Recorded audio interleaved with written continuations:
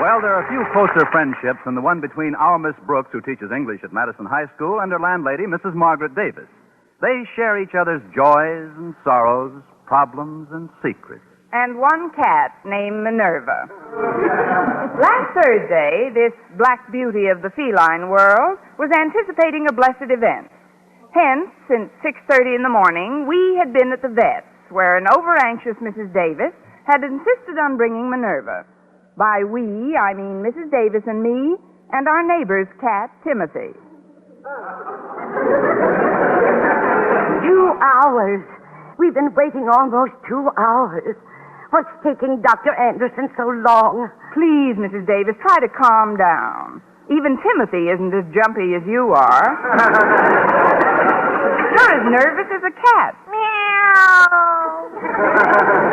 What is he doing here? Well, why shouldn't he be here? He's Minerva's husband. Very nice of him to take such an interest. Now, Dr. Anderson said he'd ring in here when he was ready, so why not sit down and take it easy? How about reading something? Well, all right. Hand me a magazine, Connie. Which one do you want? It doesn't make much difference. The one you're chewing on will be fine. I guess I'm just a wee bit nervous myself. Now sit down, Mrs. Davis. Very well. At least these chairs are nice and soft. Now, where did Timothy go? You're sitting on him. Boy, that cat can sleep through anything. This is no time for kidding, Connie. What's taking so long? Do you think everything's all right? Oh, of course, Mrs. Davis. A normal litter is 5 kittens. And Dr. Anderson said Minerva might have even more. Meow! I'm just quoting the doctor, Timothy. I hope nothing happens to Minerva. That kitty means a lot to me. She means a lot to both of us. Meow! Correction. She means a lot to the 3 of us. What a wonderful companion she's always been, especially when I was alone. Night after night, she used to sit at my feet with her ball of yarn, and I'd read aloud to her by the hour. I guess you must have distracted her. In all that time, she never knitted one sweater. Remember the cute little things she used to do in the morning? How she used to jump up on the dining room table when I brought your cereal? I certainly do remember. That cat could lap the milk from under my cracklies before they stopped firing. I can't help feeling something's wrong. Oh, Minerva, dear Minerva, don't leave me. Oh, look, Mrs. Davis. Not only is Minerva not going to leave you, but in a few minutes she'll present you with so many little Minervas you won't know what to do with them. That will be a problem, won't it? Yes. We can't possibly keep all of them here in our place. Not unless we marry the milkman. I know a lady in my sewing circle who'd take 2 of them. She's crazy about kittens. Which lady is that? Mrs. Katz. But you'll have to help me dispose of the rest, Connie. Perhaps somebody at Madison would help us out. Maybe Mr. Boynton would want a pet. If he did, I wouldn't be single now. Well, we'll cross that bridge. The signal. Dr. Anderson's finished. I'll be right back, Connie. Wait for me. Well, only a few minutes more, Timothy, and you'll know how large a family you've got. I hope for the children's sake they look like Minerva. Meow! Well, anyway, the girls. But perhaps I'm jumping the gun. Until we get Mrs. Davis's report, there's no sense in conjecturing. Connie, guess what? I'm a father. At least Timothy is. You hear that, Tim? You're a father. Meow! Of 8 cuddly kittens. Meow!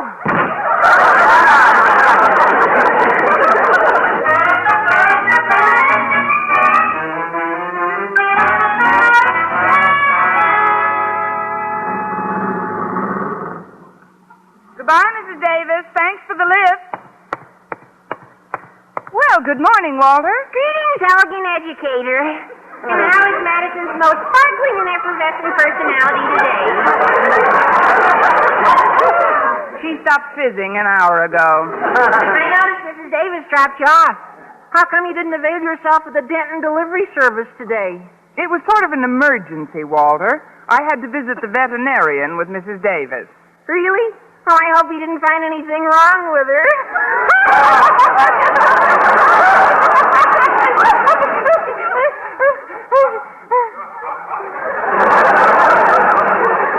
Don't you get it? You said you were going to a vet's with Mrs. Davis, and I said... I know what you said, Walter. And I'm willing to forget it if you are. Actually, Mrs. Davis became a grandmother today. A grandmother? No fooling. What did he weigh? About 1/4 pound each. That's 2 pounds altogether. 8 times 1/4 pound. You're not reaching me, Miss Brooks. It was Minerva, Walter. It's like this. Minerva... Oh, what's the use? You're old enough to have heard about the birds and bees, aren't you? Don't tell me Minerva gave birth to 8 bees. No, but the kittens she had aren't much bigger.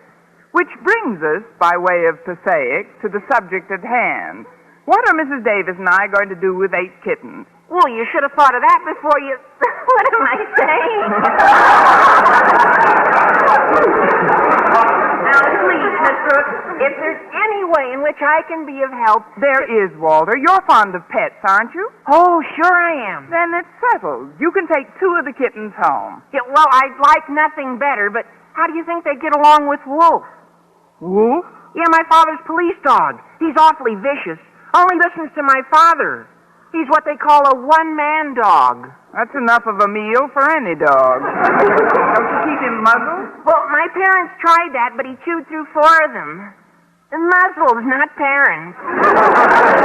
And then, too, we've got to consider Wolf's pal. Who's his pal, a mongoose? No, but almost as bad. My dad thought it would calm him down if he had a companion, so he brought home a pretty bloodthirsty bulldog the other night. Now, all in all, I don't think our house is the spot for a kitten. It doesn't sound like any Shangri-La. Hey, I've got an idea. Why don't you try Mr. Boynton? I'd love to. I mean, that's my next stop.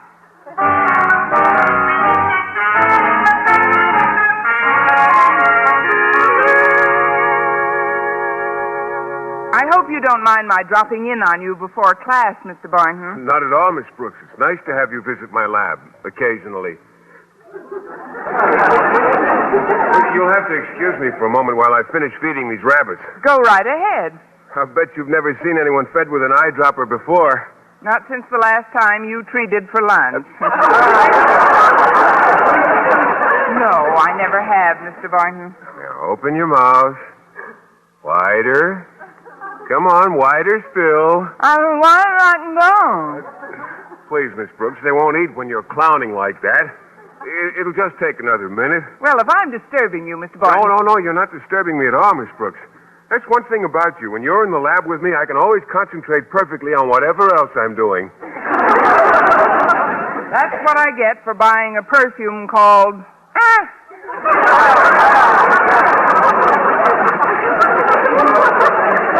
There. Now, I'm finished. Now, what was it you wanted to see me about? Well, to begin at the beginning, Mr. Boynton, I went to the vet's this morning with Mrs. Davis. Really? I hope he didn't find anything wrong with her. I guess I can get off a good one myself once in a while, eh, Miss Brooks? You got off that one too soon. It hasn't hatched yet. We went to the vet because of Mrs. Davis's cat, Minerva. What happened to her? What happened to her also happens to a dog. She had 8 puppies. A kitten. Good grief, what are you going to do with 8 kittens? Now, that's what I call a leading question, Mr. Boynton. Since you're so fond of pets, it gives me great pleasure to offer you any 2 of the kittens you want. Why, I'd love to take a couple of them, Miss Brooks. Good, then it's settled. As soon as they can leave their mother... You didn't let me finish. I'd love to take them, but I can't. Why not? Have you got a bloodthirsty bulldog, too? No, but there's my pet frog, McDougal. He's allergic to cats. Well, I'm allergic to McDougal. You stay out of this, Mac. Besides, a kitten requires more attention than a frog. I'm hardly ever in my apartment, Miss Brooks, and, well, as much as I'd like to help you out, it just simmers down to the simple question, what can a bachelor do? Ooh, have I got an answer for that one?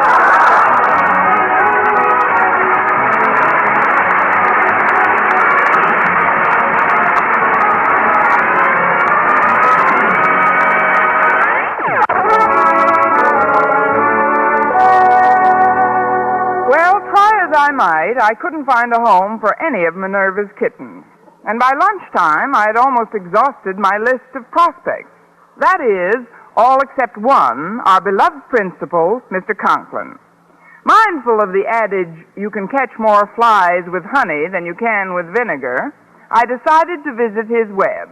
I went to his office at noon, bearing a large slab of his favorite dessert, banana cream pie. When Mr. Conklin saw me in his doorway, his reaction was one of pure delight. Please, Miss Brooks, whatever you were going to do with that pie, don't do it. But, Mr. Conklin, I know you've been under a strain lately, but I've just had this suit cleaned. And it's such a gooey pie. But, sir, I was just going to let you have it.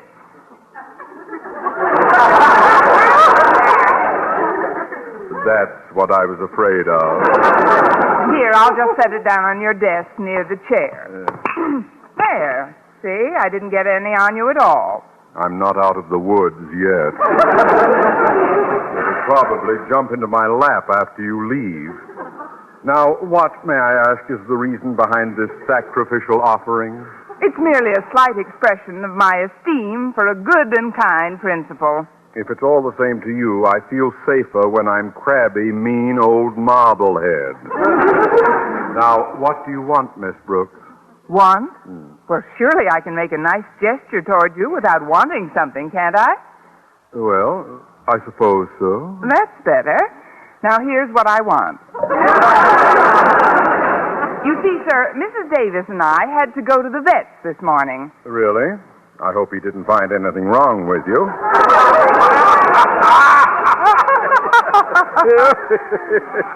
Well, at least it's a switch. I hope he didn't find anything wrong with you. Do you get it? I've had it. Look, Mr. Conklin, we went to the vet's because our cat Minerva had a litter this morning. Oh, congratulations. Was it a preponderance of boys or girls? Oh, we don't know yet, but they're 8 of the cutest kittens you ever saw. Minerva's so proud. Indeed. Remind me to drop her a card on Mother's Day. Now, tell me, Miss Brooks, what in heaven's name are you going to do with 8 kittens? That's just the question I needed here. Mr. Conklin, we can't possibly keep all those kittens, so I thought you and Mrs. Conklin might take a couple off our hands. You thought what? For your information, Miss Brooks, my home is not now, nor will it ever be, a depot for stray felines. I am definitely anti-cat. But, Mr. Conklin... And even if I were, you have chosen the worst possible time to bring up the subject of household pets. Only last month, I got rid of a gigantic police dog. A police dog? My wife had taken a fancy to the brute. Why, for weeks she spent every evening with him in our living room. Where did you spend yours? On top of the piano. What a vicious beast he was. Even his name made me nervous. Wolf. Wolf? But I know a wolf. Keep your private affairs to yourself. The only reason I permitted the animal to enter my house was because of my wife. Someone told her the previous owner had been mean to the creature, and that's all she needed. My wife falls for every sob story she hears about animals. She must be awfully tender-headed, hearted. She is indeed. In the last few years, we've had a steady procession of parrots, canaries, goldfish, monkeys, and dogs. Why, we even harbored a small deer at one time. A deer? How did she happen to take that? Someone told her he'd sprained his ankle falling out of a tree. But to get back to the latest monster, I got rid of Wolf by presenting him to the father of one of my pet peeves, Walter Denton. Yes, I know. Sometimes I can picture them both in the backyard together, and I conjure up a rather delightful vision. A vision wherein one of them slips his leash and they clash. But enough of the animal world. You'll have to work out some other means. Excuse me, Daddy, but it's important. No, what is it, Harriet? The school custodian wants to see you right away. One of the furnace pipes is leaking. Harriet, don't get so close to the desk. But he says it's urgent, Daddy, and... Watch out for that pie. Oh, there's no damage, sir. Luckily, it fell on this old rag on the chair. That old rag happens to be my top coat. I knew you'd get me sooner or later. But it wasn't Miss Brooks' fault, Daddy. She just... Quiet, collaborator. Now, come on. Lead me to the trouble spot. You stay here and take any incoming phone calls, Miss Brooks. But, sir, what about my lunch? You'll find a delicious piece of banana pie on the second button of that coat. I do everything in this school with my own two hands. It doesn't get done at all. I have to do everything in this school with my own two hands. It doesn't get... What a sour ball. Really? Oh, well, we can't all be... Hello? Sour Ball's office? Is that you, Connie? Yes, Mrs. Davis? That's right, dear. I haven't been able to find a home for any of the kittens yet. Me either, Mrs. Davis, but I think I've got an idea. Good. Oh, before you tell me what it is, Connie, the funniest thing happened when I spoke to the chairwoman of the Ladies' Aid about our dilemma. What was it? Well, first I said, I went to the vet's this morning with Connie Brooks, and then she said... Really? I hope he didn't find anything wrong with her. Well, now we've completed the cycle. But, Mrs. Davis, through Mr. Conklin, I think I've picked up a clue that may solve our problem. That is, if Walter and Harriet and Mr. Boynton cooperate. Now, here's the scheme. You bring Minerva and the kittens down to the side entrance of Madison right after school.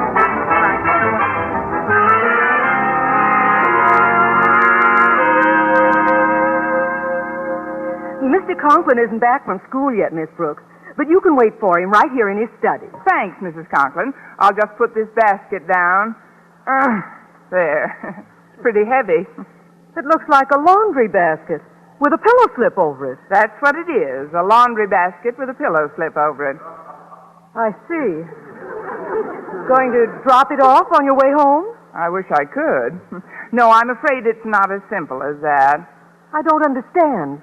What's in the basket? In the basket? Oh, nothing much. Nothing worth meowing about.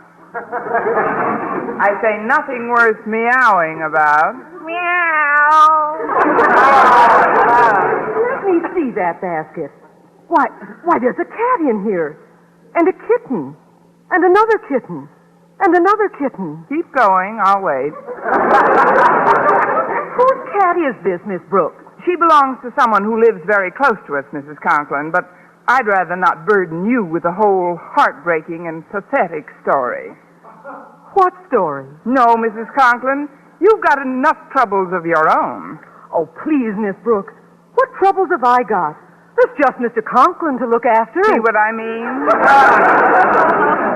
No, I wouldn't want you to know that the neighbor to whom these little creatures belong used to beat their mother every day. He used to beat her? Not only that, but he made her work for him.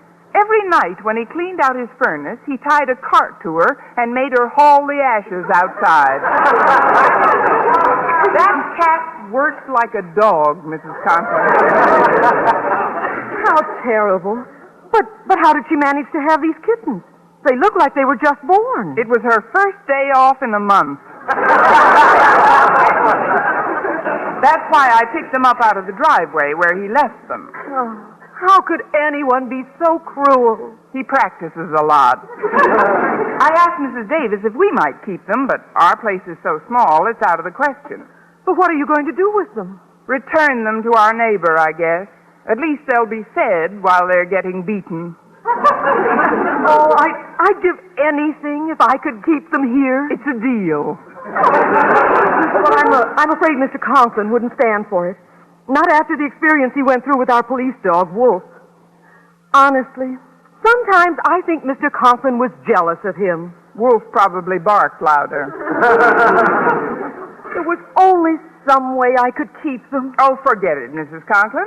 Why should you concern yourself over the horrible fate that's inevitable for these tiny little innocent kittens who've never harmed anyone? I'll just take them and return them. Wait, I will keep them. I'll just have to refrain from telling Osgood about it until he's in a really gay mood. They'll be old cats by then. Now, let's see if they're comfortable. They look a little cramped in that basket. I'll just put this pillow slip on the desk and rest some of them on that. Come on, Kitty. Now you two. Meow. Now, don't you worry, Mama. I won't hurt your babies. I'll just put 2 more on the desk, and we'll all be more comfy, won't we? I feel better already. Martha, I'm home. Oh, no. Quick, put the big cat in the basket behind the couch. Be with you in a minute, dear. What about those kittens on the desk? I'll put them in these drawers. They're nice and roomy, thank goodness. There, now, everything's out of sight. Keep your fingers crossed. As soon as they stop shaking. Well, dear, I've had quite a trying day at school. Good afternoon, Mr. Conklin. And I can see it hasn't ended. What are you doing here, Miss Brooks? I invited her over to have tea with us, Osgood. I thought that would be nice. Tea? Where is the tea? It's in us. We couldn't wait. No, we felt a bit weak. We've all had a rather hard day, dear. Well, I'll go along with that. Now, if you'll both excuse me, I've got some things to do at my desk before dinner. Things to do? At your desk? Before dinner? You must be weak. It takes 2 of you to hold up 1 sentence. But, Osgood, it isn't good for you to get to work as soon as you come home. You've been under a most grueling pressure for the past 8 hours. Yes, indeed, sir. You have no idea how much that sitting around all day takes out of you. I mean, sitting around and making decisions is no cinch. Why don't you go into the living room and sprawl out on the couch and take a nice nap? For about 10 hours. You know what the doctors say. There's nothing like a cat nap to make... Why don't I just shut up? That's the best suggestion you've made in months. Now, please pardon me, but I've got to jot down some notes. Let's see, my pencils must be in this drawer here. Oh, dear, it's always so cluttered up. Better take this blotter out first. Then I'll remove these 2 furry black paperweights. Now this carbon paper can go. Oh, just as I thought. Here are my pencils, right... Furry black paperweights! Martha, what are these 2 kittens doing in the top drawer of my desk? You ain't seen nothing yet. Osgood, calm down. I can explain. Now, you might as well open the next drawer. The next drawer? There are 2 more kittens in here. Gad, the place is infested with them. Well, that's the way it goes, Mr. Conklin. Some desks have termites. Yours has kittens.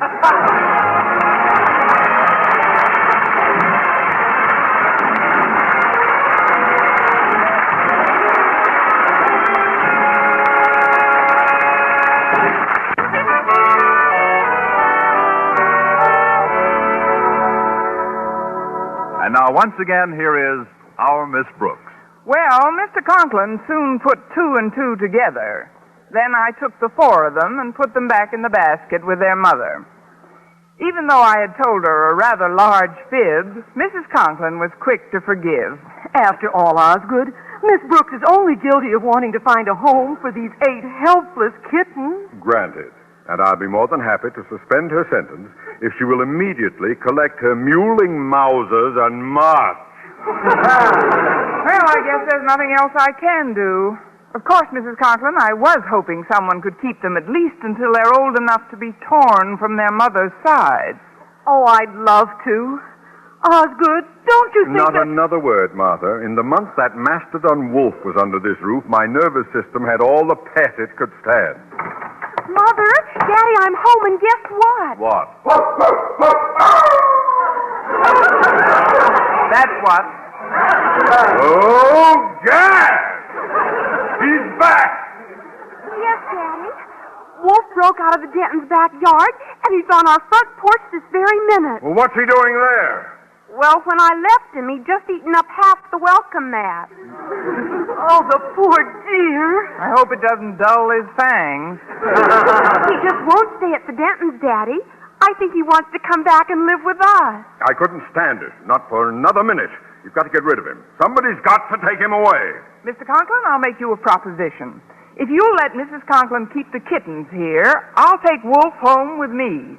What's that? If we keep the kittens, you'll remove that dinosaur from the premises?